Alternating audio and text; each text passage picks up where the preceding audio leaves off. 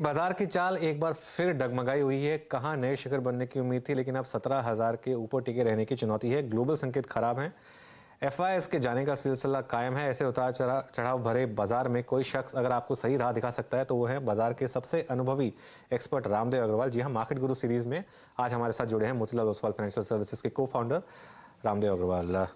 रामदेव जी, पहले तो thank you so much, आज आप स्टूडियो में आए। मैंने आपको एक रिक्वेस्ट किया और आपने उसको माना और आप स्टूडियो में आए, उसके लिए thank you so much. No, congratulations on becoming managing editor of Awaaz. I mean जो सबसे बड़ी आवाज़ है, हिंदी चैनल की आवाज़ जो सबसे बड़ी आवाज़ है, और जो पूरे देश में कश्मीर से कन्याकुमारी तक हिंदी की जो आवाज़ होती है, हिंदी में जो आप लोग बोलते हैं अच्छे से, उसका एक अलग इफेक्ट है।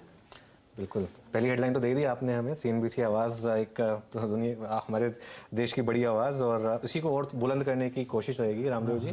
और रामदेव जी, मैं जो बात कर रहा था कि जो मैं टीज में भी कहा कि आपने एक कॉल ली थी कि एफआईएस ने बेच तो दिया, ठीक है ना, जिस भी मर्जी से बेचा हो, लेकिन वापस आना पड़ेगा और काफ़ी पेनफुल एंट्री होगी उनकी। ऑलरेडी हम देख चुके हैं वो, लेकिन जितना उन्होंने बेचा था उससे काफ़ी कम खरीदने में इतने प्राइस बढ़ गए, तो क्या और आगे पेन रहने वाला है उनके लिए? क्या, देखिए, उनको पैसे कमाने से मतलब है। हाँ। है ना, वो चाहे इंडिया में कमाए, चाइना में कमाए, कोरिया में कमाए, उनको कुछ अंतर नहीं पड़ता। उनको पैसे कमाने हैं इमर्जिंग मार्केट से या कोई भी मार्केट से। अब क्लियरली हो क्या गया है कि भाई China has slum to 10 P और less than 10 P, and we have stayed at 10, 20, 21, 22 P.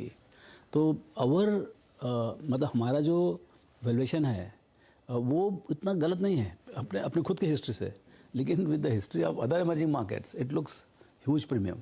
तो वो एक चैलेंज है। अब उसमें वो चैलेंज कभी खत्म हो सकता है जब हमारा कॉर्पोरेट अर्निंग्स ग्रोथ बहुत स्ट्रांग हो, है ना। तो अभी आज जैसे हेडलाइंस देखें कि मैं भी बात कर रहा था अपने हेड ऑफ रिसर्च से, तो बोलते एग्रीगेट तो लोअर आएगा, बिकॉज जो कमोडिटीज़ जो सिक्लिकल्स थे वो बहुत ऊंचाई में थे लास्ट ईयर, और अभी वापस बहुत काफ़ी नीचे आ गए। तो बेस इफेक्ट की वजह से? हाँ, तो base effect and clearly the earnings have also gone down. Okay, मतलब जो स्टील कंपनीज वगैरह हैं 60, 70, 80% लोअर, एल्यूमिनियम कंपनी है, सो वो सब जो इंडेक्स में है उसके कारण से क्या है कि ईयर ऑन ईयर एग्रीगेट में तो थोड़ा वीक दिखेगा, लेकिन सेक्टरल चर्न होगा। सो बहुत डिवाइड हो जाएगा in the sense that earnings कुछ में 50-60% डिक्लाइन आएगा, जैसे ऑयल एंड गैस है, आपका कमोडिटीज़ हैं, उसमें डिक्लाइन आएगा, लेकिन काफ़ी कुछ मेकअप हो जाएगा banking, financial services, automobile, users of commodities and also. aggregate में doesn't look bad, sorry, aggregate में it looks bad, but sectoral divide is going to be quite interesting. Users of commodities में इस समय आपको focus करना चाहिए। तो users of commodities में ऑटोज आता है, जैसे एफएमसीजी आता है, और 2-3 सेक्टर्स आते हैं, सब में रिकवरी आएगा, लेकिन जिसका बेस बहुत खराब था, जैसे कंज्यूमर्स में क्या उतना बेस खराब नहीं होता जनरली, तो उसमें 15% जैसे आएगा, लेकिन जैसे आपका ऑटोमोबाइल है वो सिक्लिकल है, तो उसको बहुत खराब था, तो 300 गुना, 300%, 400% ऐसा ग्रोथ आएगा। लेकिन ऑलरेडी क्या स्टॉक्स ने एब्जॉर्ब कर लिया इसको? बहुत कुछ एब्जॉर्ब कर लिया है, बहुत कुछ एब्जॉर्ब कर लिया है। सो उसी कारण से आप देखना कि जब बहुत अच्छे नंबर आते हैं, मंथली नंबर्स वगैरह, तो the spike is very limited now, already more than because there very fewer and fewer sectors are doing well. तो ये जो कॉर्पोरेट अर्निंग्स ग्रोथ है वही हमारा मतलब ultimately will get premium, but premium on the growth. यदि growth नहीं आया so then we are on the losing wicket. मतलब आप बिना अर्निंग्स ग्रोथ के आप जो है 22 पी कर लो, 25 पी कर लो, 30 पी कर लो, वो आपकी मर्जी है। मतलब FIs will keep selling, I can tell you this. हाँ, लेकिन FIs will compel to come back with double force if my corporate earnings growth are very strong. तो जो रिटेल इस समय आपको सुन रहा है वो आप बोलेंगे कि एफआई की सेलिंग से आप घबराना नहीं है और इस डिक्लाइन में वापस बाय करना है? या डिक्लाइन में देन ग्रोथ सेक्टर्स जो वो खरीदें आप, ग्रोथ सेक्टर्स। जैसे आपका अभी ऐसा लगता है बीएफएसआई अभी तो पहला फर्स्ट लेग है ग्रोथ का, और मतलब क्रेडिट कॉस्ट अभी नीचे होने चालू हुए हैं, क्रेडिट ग्रोथ आया अभी, ये जो क्रेडिट कॉस्ट और नीचे आएगा, ऑपरेटिंग लेवरेज आएगा जब ग्रोथ आएगा, तो जैसे आपको 16% तो सिस्टम ग्रोथ हो गया, तो इसका इफेक्ट जो है पूरे बैंक्स में, एनबीएफसीज में सब आगे दिखेगा। तो उसका जो ऑपरेटिंग लेवरेज आएगा, भाई 20%, 25% आप ग्रो करो तो ऑपरेटिंग लेवरेज आएगा ही आएगा, तो उसका सबका इफेक्ट अभी आगे दिखेगा। तो और बैंकिंग में थोड़ा वैल्यूएशन कंफर्ट भी है, मैं देख रहा था कि रीजनेबल, इतना ज़्यादा तकलीफ से बाहर आ रहा है कि लोगों को डर लगता है कि ज़्यादा बेट करेंगे नहीं करेंगे। लेकिन वो जो बैंकिंग में मेरी मधु से बात हो रही थी, मधु केला से, उन्होंने कहा था कि बैंकिंग में जो पिछले 10 साल में पेन देखी है एसेट क्वालिटी को लेके, वो हाईएस्ट थी, और अब वापस ऐसी पेन आना मुश्किल है। आप मानते हैं उस बात को, क्योंकि वहाँ पर एक लैंडिंग हुआ ही नहीं ना। सी लैंडिंग हुआ नहीं है। कोविड के पहले भी काफ़ी सफाई हुई है। हाँ। और कोविड ने तो जो अल्टीमेट स्ट्रेस टेस्ट हो गया, मतलब बैंकिंग सेक्टर में कोई बचा ही नहीं, बिना लैंड किए एक बार और सफाई हो गई। तो अब मतलब भाई आपको नए बुक तो खड़ा करने पड़ेंगे ना, जिसमें आप और गलतियां करेंगे वो। ये पूरी कहानी है, ये पूरा सिक्लिकल है। वो गलती वापस, हाँ पूरा गलती होगा, लेकिन वो गलती कम होगी, गलती होगा और उसका क्यूमुलेटिव इफेक्ट अभी 2-3 साल 4 साल आगे है। अभी पता नहीं कितना जल्दी ये गलती करेंगे, लेकिन गलती होगी, पक्की होगी। तो एक क्लीन फील्ड है आपके पास। एकदम क्लियर। मतलब विराट कोहली जस्ट स्टार्टेड, उसको सेंचुरी मारने का है, लेकिन विराट कोहली 5 साल पहले वाला, आज वाला विराट कोहली नहीं। अभी वही याद है मेरे को। नहीं वो थोड़ा क्लियर करना जरूरी है। चलिए तो ये अच्छा रामदेव जी, और सेक्टर्स की बात करें इससे पहले थोड़ा एक मार्केट पे एक और बात कर लेते हैं। एक आपका हमेशा से एक व्यू रहा है कि एज एन इन्वेस्टर आपको ये सवाल पूछना चाहिए मार्केट में कि डाउनसाइड कितनी है, क्योंकि अपसाइड तो ह्यूज है, वो तो जब आएगी तो आपको अच्छा बना के देगी।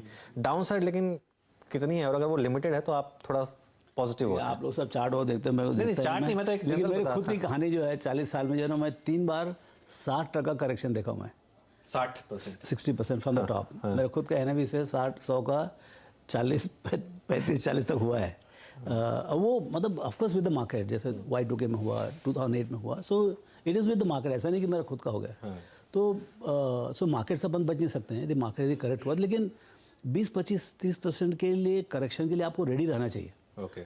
इसका मतलब ये नहीं बोल रहा हूँ कि कल होने वाला, वो आप लोग को मालूम है, लेकिन रेडी रहना चाहिए। क्योंकि क्या इतना ज़्यादा मतलब डिस्टर्बेंसेस है वर्ल्ड वाइड, मतलब क्या पता कौन क्या करेगा। मतलब सब अमेरिका, रशिया, यूक्रेन, फिर चाइना, फिर सो ये सब बहुत मतलब एक्चुअली एक्सटर्नल जियोपॉलिटिकल रिस्क जो है बहुत ज़्यादा है, और उसका डायरेक्ट इकोनॉमिक्स में उसका कनेक्शन है।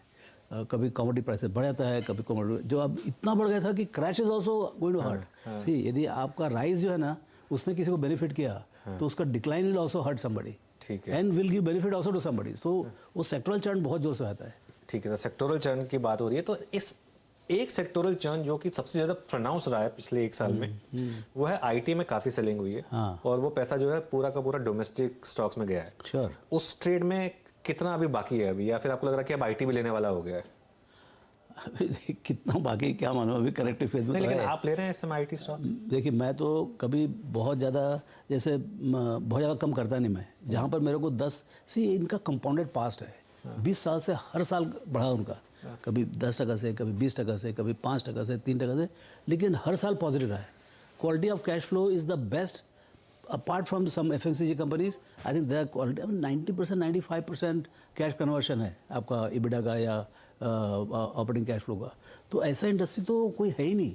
1% था इंडस्ट्री का कभी 2000 में, आज 24% है। तो ये इंडस्ट्री को आप मतलब ठीक है, हर चीज़ ऊपर नीचे होता है, लेकिन आप पोर्टफोलियो से बाहर ना रखें। अब आपकी श्रद्धा है कि भाई 10% रखेंगे, 12% रखेंगे, 15% रखेंगे, जिसने बहुत सस्ते में खरीदा है, बहुत सस्ते में जिसने खरीदा उसको तो छूना भी नहीं चाहिए। अच्छा, तकलीफ ये है कि हम बहुत महंगे में खरीदते हैं कई बार। तो 600% स्टॉक भागे थे, जैसे माइंट्री का जैसे स्टॉक।